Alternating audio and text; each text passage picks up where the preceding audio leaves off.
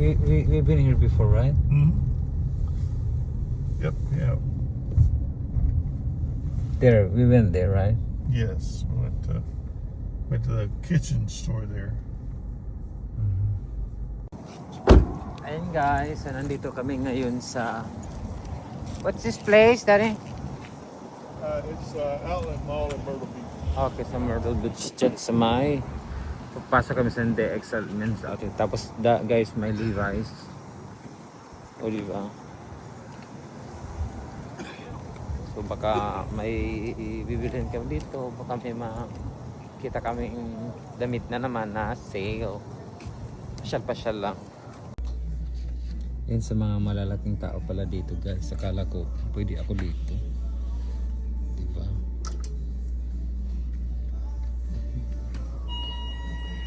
That's good for you.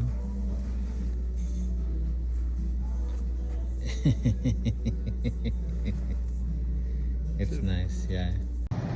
Ang ano pala dun guys sa mga malalaking tao. Katulad ni Daddy matangkad at saka malaki.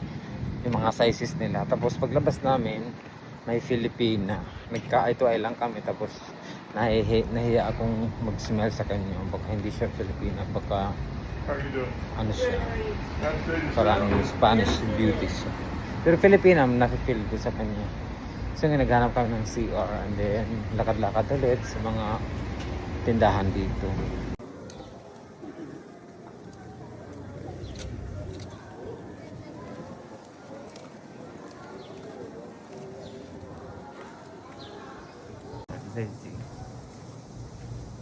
Yan, dito naman kami sa Eddie Bauer. Tingnan naman ulit. Oh, which one? Ayan, wala kaming nabili guys. So, ano lang kami dito, pasyal-pasyal lang. Pagka may magustuhan, bilhin. Ayan, punta na kami ngayon sa Conway.